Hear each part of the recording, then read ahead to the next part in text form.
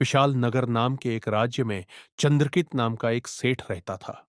वह सेठ बहुत ही बेईमान और लालची था। चंद्रकित अपने गोदाम में अनाज में मिलावट करता था, जैसे कि वह चावलों में कंकर और शक्कर में रेत मिलाकर बेचता था।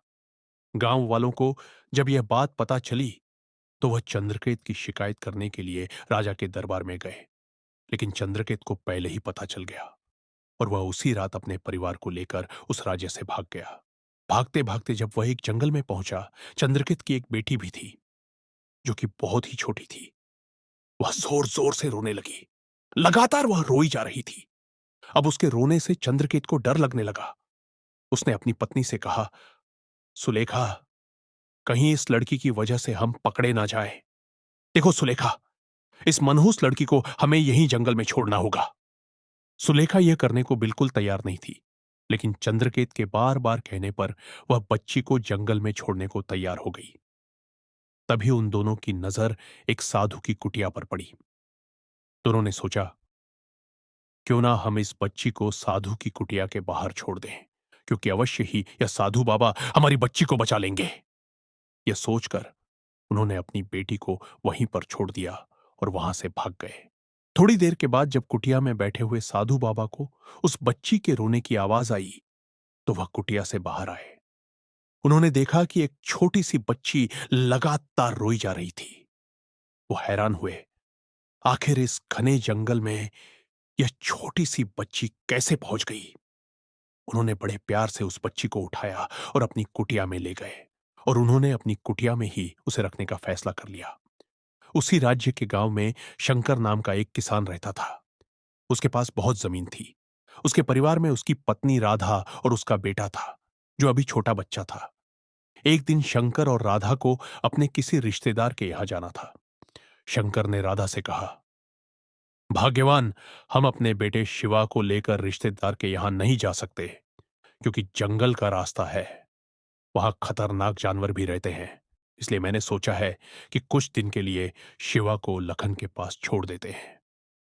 ऐसा विचार कर वे दोनों अपने पड़ोसी लखन के घर गए और वहां शिवा को देकर अपने रिश्तेदार के यहां चले गए।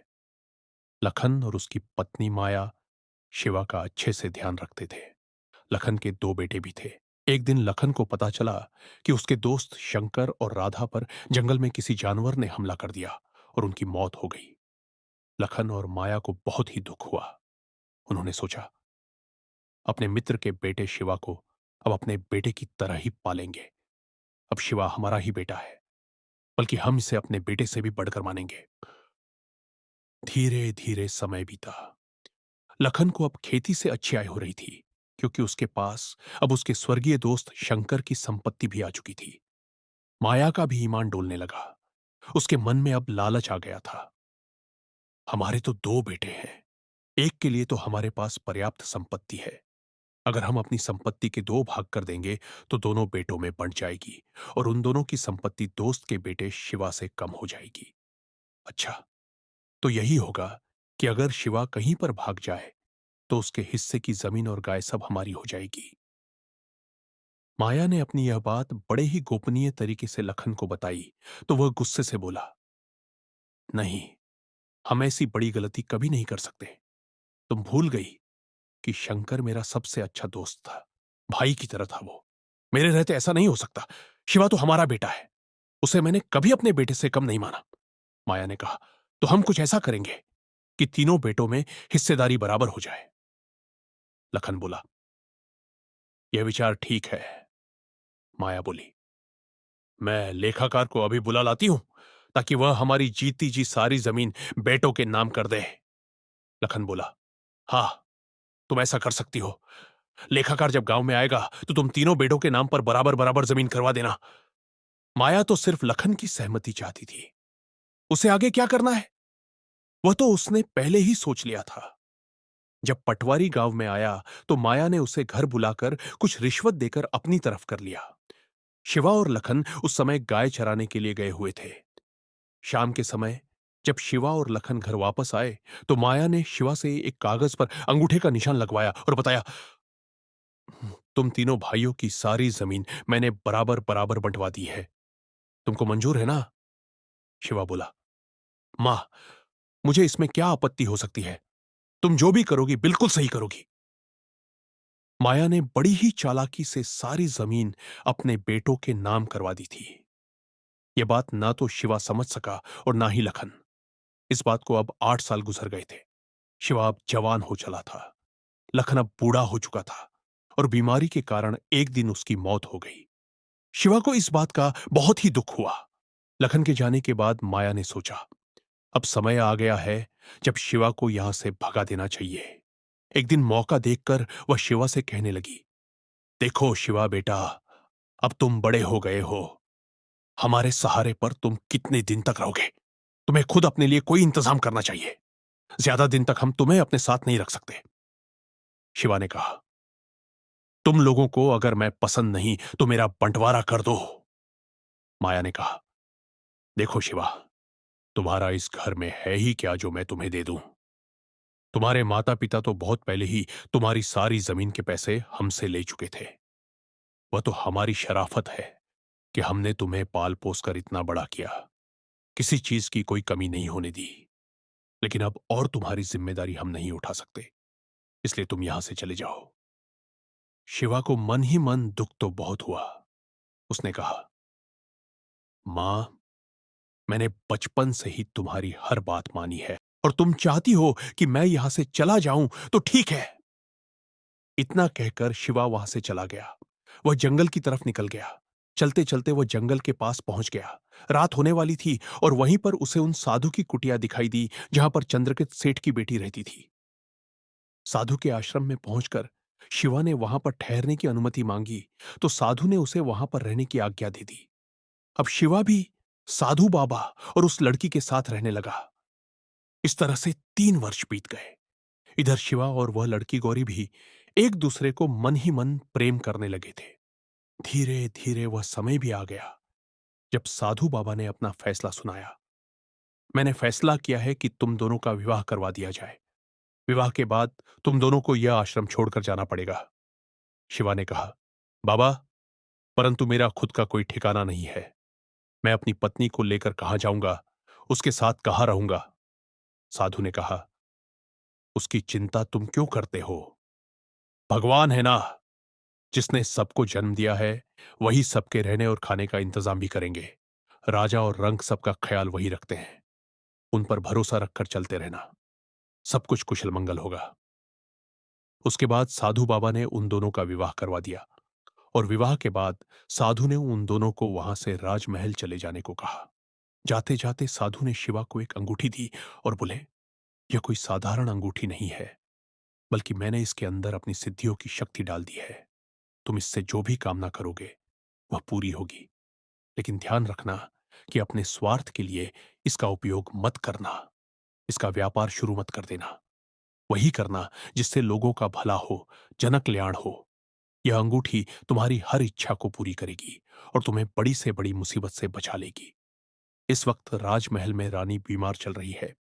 सभी वैद्य और हकीम उसका इलाज करने में असफल रहे हैं। तुम दोनों पहले इस अंगूठी का इस्तेमाल करके रानी को ठीक करना और फिर आगे की मुसीबतों से तुम्हें खुद लड़ना पड़ेगा। फिर शिवा और गौरी साधु बाबा का आशीर्वाद लेकर राजमहल की तरफ निकल पड़े। शाम होते होते वे दोनों महल के दरवाजे पर पहुंचे। द्वारपालों ने उन्हें रोका तो उन्होंने राजा से मिलने की इच्छा जाहिर की। तभी द्वारपाल बोला, आज तो राजा से मिलने का समय समाप्त हो गया है। वैसे भी राजा अभी किसी से नहीं मिल पाएंगे क्योंकि उनकी रानी की तबीयत बहुत ही खराब चल रही है। इसलिए राजा चिंतित और परेशान रहते हैं। तुम दोनों 1 हफ्ते के बाद ही उनसे मिलो। शिवा बोला, हम रानी का इलाज करने के लिए ही यहां पर आए हैं। कृपया करके आप हमें उनसे मिलने दीजिए। द्वारपाल ने कहा, क्यों राजा के गुस्से का शिकार होना चाहते हो? राजा वैद्य हकीमों पर काफी नाराज है। अभी तो वह इतने गुस्से में है कि जो भी उनकी रानी का इलाज करता है, रानी अगर ठीक नहीं हुई तो वह वैद्य को जिंदा जमीन में गड़वा देते हैं। शिवा ने कहा, देखिए, हम राजा के हर फैसले को मानने को तैयार हैं। जब हम लोग यह उम्मीद लेकर आए हैं कि हम रानी को ठीक कर देंगे तो फिर आपको क्या ऐतराज है? द्वारपाल उसी समय राजा के पास गया और बोला, महाराज, एक पुरुष और एक स्त्री आए हैं जो आपसे मिलना चाहते हैं। उनका कहना है कि वह रानी का इलाज कर सकते हैं, और यह बात वह पूरे आत्मविश्वास के साथ कह रहे हैं। अगर आपकी आज्ञा हो तो उन्हें मैं महल में लेकर आऊं। राजा ने कहा, अगर वह दोनों पूरे आत्मविश्वास के साथ यह बात कह सकते हैं कि वह रानी को ठीक कर देंगे, तो उन्हें फौरन अंदर ले आओ। अब राजा का आदेश पाकर जब वे दोनों राजा के सामने पहुंचे, तो राजा ने उनका स्वागत किया और पूछा, आप दोनों कहां से आए हैं और आपको किसने बताया कि मेरी रानी बीमार है? शिवा ने कहा, महाराज, हम जंगल से आए हैं। वहां पर एक विद्वान महात्मा जी के आश्रम में रहते थे। उन्हीं ने हम दोनों का विवाह कराया है, और उन्हीं की आज्ञा से हम यहां पर आए हैं। अपना नया जीवन शुरू करने से पहले हम रानी का इलाज करना चाहते हैं। महात्मा जी ने रानी के इलाज करने का पूरा उपाय हमें समझाकर भेजा है। आप हमें रानी के पास ले चलिए। फिर उन दोनों को रानी के पास लाया गया। शिवा ने मन ही मन अपनी अंगूठी से प्रार्थना की, अभी के अभी रानी ठीक हो जाए। इतना कहते ही रानी के शरीर में जैसे जान आ गई और वह उठकर खड़ी हो गई, मानो उसे कभी कुछ हुआ ही ना हो। राजा की आंखें फटी की फटी रह गईं। रानी ने कहा, महाराज, आप इन दोनों को अपने महल में ही रख लीजिए। मैं तो कहती हूं कि आप इस नौजवान को अपना मंत्री बना लीजिए। राजा ने कहा, हां, हम ऐसा ही करेंगे, और इनके रहने का भी बहुत अच्छा इंतजाम करवा देंगे। दूसरे दिन राजा ने अपने दरबार में यह घोषणा कर दी कि अब हम शिवा को अपने सलाहकार मंत्री के रूप में नियुक्त करते हैं। शिवा अब दरबार में मंत्री बन चुका था। वहीं दूसरी ओर चंद्रकित सेठ, जो बचपन में अपनी बेटी को जंगल में साधु बाबा की कुटिया के बाहर छोड़कर भाग गया था, जब आगे बढ़ा तो जंगल में उसकी पत्नी को एक शेर ने खा लिया। सेठ ने किसी तरह अपनी जान बचाई और वहां से भाग गया, क्योंकि चंद्रकित के गुनाहों का घड़ा अब पूरी तरह भर चुका था और उसका फल उसे मिलना शुरू हो गया था। उसका घर चला गया, उसकी बेटी गई, और अब उसकी पत्नी की जान भी जा चुकी थी। लेकिन मन ही मन चंद्रकेत को इस बात का गुस्सा भी था, यह सब कुछ राजा की वजह से हो रहा है। वह मन ही मन राजा से बदला लेने का विचार बनाने लगा। बदले की आग में जलता हुआ वह चलते चलते पड़ोस के राज्य में जा पहुंचा, जहां पर चंद्रकेत की मुलाकात एक तांत्रिक से हो गई। चंद्रकेत उस तांत्रिक के पास पूरे 12 साल तक रहा, और इन दिनों में उसने वहां पर बहुत सी उल्टी सीधी शैतानी सिद्धियां प्राप्त कर ली। इन 12 वर्षों के बाद वह इस नतीजे पर पहुंचा कि उसे व्यापारी का वेश बनाकर राजा के सामने जाना चाहिए। उसने व्यापारी का भेष बना लिया और इस राज्य में प्रवेश कर गया। उसने बहुत ही अच्छी किस्म के 2 घोड़े अपने पास रखे, और उन घोड़ों के साथ वह एक रास्ते में जा बैठा, जिस रास्ते से राजा गुजरता था। उस दिन जब राजा शिकार करने के लिए निकला, तो उसने देखा कि रास्ते में एक व्यापारी है जो बहुत ही सुंदर घोड़ों को लेकर बैठा है। राजा अपने आप को रोक नहीं सका। राजा ने उससे पूछा, आप देखने में घोड़ों के व्यापारी लगते हैं। चंद्रकेत ने कहा, हां राजन, मैं घोड़ों का व्यापारी हूं, और मैं अच्छी नस्ल के घोड़े बेच रहा हूं। राजा बोले, मुझे आपके घोड़े बहुत पसंद है। आप इन घोड़ों को लेकर मेरे दरबार में चलिए। दरबार में पहुंचकर राजा ने घोड़ों के व्यापारी से घोड़ों की कीमत पूछी, तो उसने बताया, महाराज, मेरे एक घोड़े की कीमत 2000 स्वर्ण मुद्राएं हैं। राजा बोले, अरे व्यापारी, आप इन घोड़ों की कीमत बहुत ही ज्यादा बता रहे हैं। मेरे पास तो और भी कई देशों के व्यापारी आते हैं, उनके भी बहुत ही अच्छी नस्ल के घोड़े होते हैं, लेकिन वह 4000 स्वर्ण मुद्राओं में बेचकर मुझे चले जाते हैं, जबकि आपके घोड़े भी लगभग वैसे ही हैं। फिर इनकी कीमत इतनी ज्यादा क्यों है? व्यापारी बोला, महाराज, मैं आपके सवालों का जवाब दे सकता हूं, परंतु आप वचन दीजिए कि मेरी बात का अगर आपको बुरा लगे तो मुझे क्षमा कर देंगे। महाराज, देखने में सभी इंसान भी एक जैसे होते हैं। एक भिखारी भी राजा से शरीर और बुद्धि में बराबर हो सकता है, मगर फिर भी वह राजा की बराबरी नहीं कर सकता। भिखारी भिखारी ही होता है और राजा राजा ही होता है। इस तरह मेरे घोड़े उन व्यापारियों के घोड़ों से कई गुने अच्छे हैं। राजा बोले, मैं आपके तर्क से सहमत हूं। फिर उसने 20,000 स्वर्ण मुद्राएं देकर वे दोनों घोड़े खरीद लिया। व्यापारी स्वर्ण मुद्राएं लेकर शहर से चला गया। राजा ने घोड़ों को अपने अस्तबल में बंधवा दिया। सुबह घोड़ों की देखभाल करने वाला नौकर भागता हुआ आया और राजा से कहने लगा, महाराज, गजब हो गया। कल जो आप घोड़े लेकर आए थे वो दोनों तो अब गधे बन चुके हैं। राजा हैरान हो गए। क्या बकवास कर रहे हो, ऐसा कैसे हो सकता है? नौकर बोला, महाराज, मेरे साथ चलिए और खुद ही चलकर देख लीजिए। राजा अस्तबल गया तो घोड़ों की जगह दो गधे बंधे हुए थे। राजा उस नौकर पर भड़क गया। तुम मुझे बेवकूफ बनाते हो। घोड़े बेचकर तुमने उनकी जगह पर गधे लाकर रख दिए।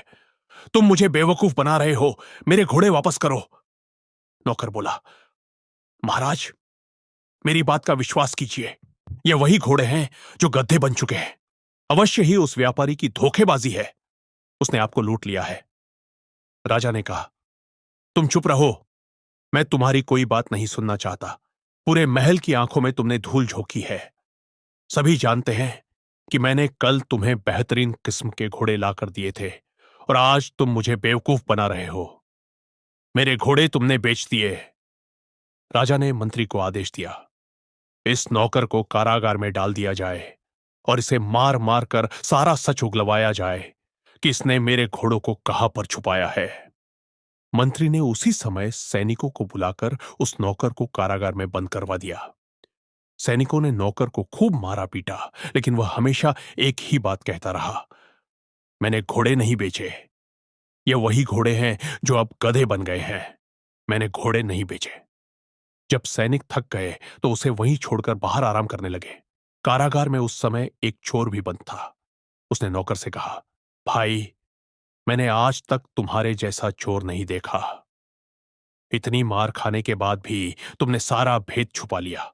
मैं तो जब भी पकड़ा जाता हूं तो वह सभी चोरियां भी स्वीकार कर लेता हूं जो मैंने कभी की ही नहीं, जहां पर मैं कभी गया भी नहीं। ऐसा करने से मेरे दो फायदे होते हैं। एक तो मैं मार खाने से बच जाता हूं और दूसरा, इससे हमारी चोरों की बिरादरी में मेरा और भी नाम हो जाता है। उस नौकर ने कहा, भाई, मैं कोई चोर नहीं हूं। सचमुच राजा के घोड़े गधे में बदल गए। चोर बोला, क्या तुम सबको बेवकूफ समझते हो? मेरी बात मानो तो तुम स्वीकार कर लो कि तुमने ही घोड़े बेचे हैं और उस व्यापारी को बेचे हैं जिससे महाराज ने वे घोड़े खरीदे थे। मगर उसने तुम्हें भी पैसे नहीं दिए तो तुम फांसी से बच जाओगे। और राजा जब उस व्यापारी की खोज करेगा और उसे पकड़ लेगा और उससे ही सारा पैसा बरामद हो जाएगा तो तुम कुछ दिनों के बाद जेल से बाहर आ जाओगे। नौकर ने सोचा, सचमुच इस चोर की बात तो बिल्कुल सही है। यह उल्टा ही जमाना है। सच बोलने वाला मार खाता है और झूठ बोलने वाला बाहर निकल जाता है। जब मंत्री दोबारा नौकर के पास आया तो वह कहने लगा, मंत्री जी, अब मैं आपसे कोई बात नहीं छुपाऊंगा। उन घोड़ों को वही व्यापारी ले गया है जिसने राजा को उन्हें बेचा था। मगर उसने मुझे भी धोखा दिया। उसने मेरे पैसे तो मुझे भी नहीं दिए और वह नगर छोड़कर कहीं भाग सकता है। उससे पहले ही आप उसे गिरफ्तार कर लीजिए। मंत्री भागा भागा राजा के पास आया और बोला, महाराज, वो व्यापारी ही नौकर के साथ सौदा करके घोड़े लेकर भाग गया है। उसी समय एक सैनिक दरबार में भागता हुआ आया और कहने लगा, महाराज, महाराज, गजब हो गया। अब वो गधे चूहे बन चुके हैं। चलकर देखिए। राजा हैरान हुआ तो वहां पर सच में चूहे थे। राजा को समझ में नहीं आ रहा था कि आखिर यह सब क्या हो रहा है। इसके बाद वह शिवा और उसकी पत्नी गौरी के पास गया और उन्हें अपनी सारी समस्या बताई। राजा ने कहा, शिवा, अब तुम ही कोई चमत्कार करके उन चूहों को फिर से घोड़े में बदल दो। शिवा ने मन ही मन अपनी अंगूठी से प्रार्थना की, हे चमत्कारी अंगूठी, उन चूहों को फिर से घोड़े में बदल दो। और देखते ही देखते वे चूहे फिर से घोड़े बन गए। लेकिन यह क्या? राजा तो शिवा पर खुश होने की बजाय उस पर नाराज हो गया और बोला, अच्छा, तो मैंने बेकार में ही उस नौकर को कारागार में डाल दिया। यह सब कुछ तो तुम्हारा ही किया धरा है। तुमने अपने जादू के बल पर मुझसे धोखा दिया। राजा ने मंत्री को आदेश दिया, इसे सलाहकार मंत्री के पद से हटाकर कारागार में डाल दिया जाए और इसकी पत्नी को भी कारागार में रखा जाए। राजा को असल में शिवा की अंगूठी के बारे में कोई जानकारी नहीं थी। अब शिवा और गौरी कारागार में बंद हो गए। तभी गौरी ने कहा, सुनिए जी, आप जल्दी से अंगूठी का प्रयोग करके हमें यहां से बाहर निकालिए। हम इस मूर्ख राजा के राज्य को छोड़कर यहां से चले जाएंगे। शिवा ने कहा, नहीं गौरी, मैं अपनी सुविधा और अपने स्वार्थ के लिए इस अंगूठी का प्रयोग नहीं कर सकता। आगे क्या होगा ये तो देखा जाएगा। उधर वह व्यापारी व्यापारी तो था ही नहीं, बल्कि वह चंद्रकेत सेठ था, जो अब एक तांत्रिक बन चुका था और राजा से अपना बदला लेना चाहता था। अपने तंत्र मंत्र की विद्या से उसने नगर के लोगों को चूहे और बिल्लियों में बदलना शुरू कर दिया। अब तो वह अपने असली तांत्रिक रूप में आ चुका था। नगर के कुछ लोग भागते हुए राजा के पास आए और कहने लगे, महाराज, गजब हो गया, एक तांत्रिक आया है, लोगों को चूहे और बिल्लियों में बदल रहा है। आप उसे रोकने की कोशिश कीजिए, वरना पूरे नगर में कोई आदमी नहीं बचेगा, सबके सब जानवर बन जाएंगे। राजा ने मंत्री को आदेश दिया, सैनिकों के साथ जाओ और उस तांत्रिक को पकड़कर कारागार में डाल दो। मगर जो भी उस तांत्रिक को पकड़ने गया, तांत्रिक ने उसे जानवर में बदल दिया। कुछ देर बाद एक सैनिक भागता हुआ आया और बोला, महाराज, जल्दी से आप यह महल छोड़कर यहां से चले जाइए। वह तांत्रिक आपके महल की तरफ आ रहा है और वह सबको जानवर में बदल देगा। यह बात सुनकर राजा घबरा गया और जल्दी से वह अपनी रानी को लेकर महल से भागना चाहता था। जब वह रानी के पास गया तो रानी ने कहा, आप भागने की जल्दबाजी मत कीजिए, क्योंकि हम भागकर कहां जाएंगे।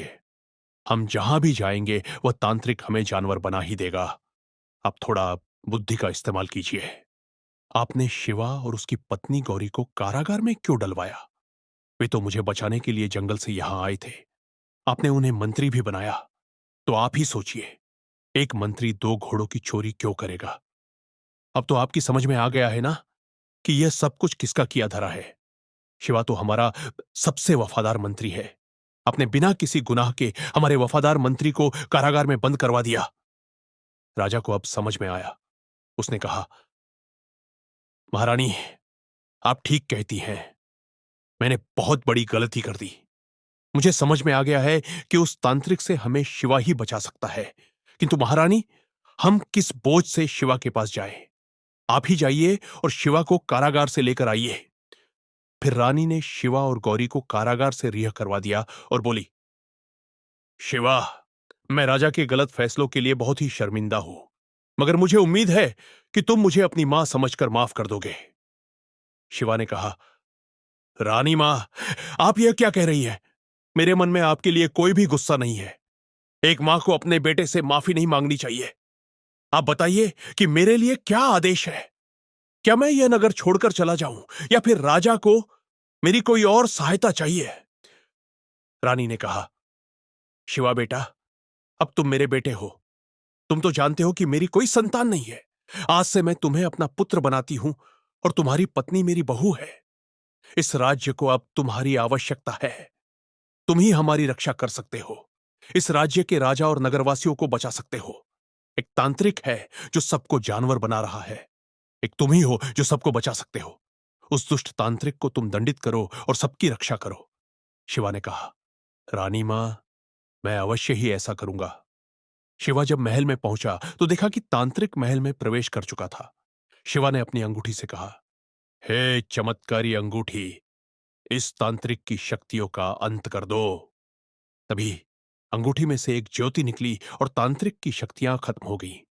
तांत्रिक ने बहुत कोशिश की कि वह राजा को जानवर में बदल दे, परंतु ऐसा कुछ न हो पाया। शिवा ने कहा, महाराज, अब इस तांत्रिक से किसी तरह का कोई खतरा नहीं है। यह हमारा कुछ नहीं बिगाड़ सकता। इसकी शक्तियां अब खत्म हो चुकी हैं। तांत्रिक की शक्तियां खत्म हो जाने पर सभी नगरवासी अपने असली रूप में वापस आ गए। शिवा ने कहा, महाराज, अब आप इस तांत्रिक को बंद कराकर कारागार में डाल दीजिए। तब राजा ने तांत्रिक से पूछा, तुम कौन हो और ऐसा काम तुम क्यों कर रहे हो? चंद्रकेत सेठ बोला, महाराज, मैं वही सेठ हूं जिसे कई साल पहले आपने बर्बाद कर दिया था और मेरा सारा कारोबार आपने ठप कर दिया था। मैं अपनी बेटी और पत्नी को लेकर जंगल में चला गया, जहां पर मुझे अपनी बेटी को जंगल में छोड़कर जाना पड़ा और मेरी पत्नी को एक शेर खा गया। मैं इसी बात का बदला आपसे लेना चाहता था। तभी गौरी बोली, अच्छा, तो तुम वही सेठ हो जो नगर के लोगों को मिलावटी राशन बेचते थे। तुमने अपनी बेटी को जंगल में फेंक दिया था। चंद्रकेत बोला, बेटी, तुम यह सब कैसे जानती हो? गौरी बोली, पहले तो तुम मुझे बेटी कहना बंद करो। बेटी शब्द का अपमान मत करो। बेटी किसे कहते हैं तुम्हें पता भी है?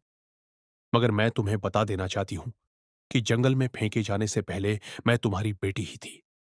मगर अब मेरे पिता एक महात्मा हैं और मुझे गर्व है कि मैं शिवा जैसे आदमी की पत्नी हूं। महाराज, आप इस आदमी को कठोर से कठोर दंड दीजिए। ऐसे लोगों के लिए हमारे राज्य में कोई जगह नहीं है। चंद्रकेत बोला, नहीं बेटी, मुझे बचा लो, मैं तुम्हारा पिता हूं। गौरी ने चंद्रकेत से अपना मुंह फेर लिया। इसके बाद राजा ने उस तांत्रिक चंद्रकेत सेठ को कारागार में डलवा दिया और शिवा को अपना उत्तराधिकारी बना दिया। अब शिवा और गौरी महल में ही रहने लगे, राजा और रानी के बेटा बहू बनकर। आज की कहानी यहीं पर समाप्त हुई।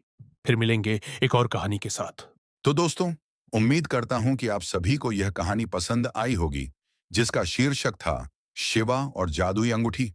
अगर आपको यह कहानी पसंद आई हो तो इसे लाइक और शेयर जरूर करें और कृपया हमारे YouTube चैनल ज्ञान मार्ग को सब्सक्राइब करना ना भूलें। दोस्तों, चैनल को सब्सक्राइब करके बेल बटन दबा दें ताकि आपको इस चैनल के अपडेट्स रेगुलर मिलते रहेंगे। और हाँ, एक बात और दोस्तों, शिवा और गौरी के लिए कमेंट में जरूर लिखें, जय गौरी शंकर। धन्यवाद।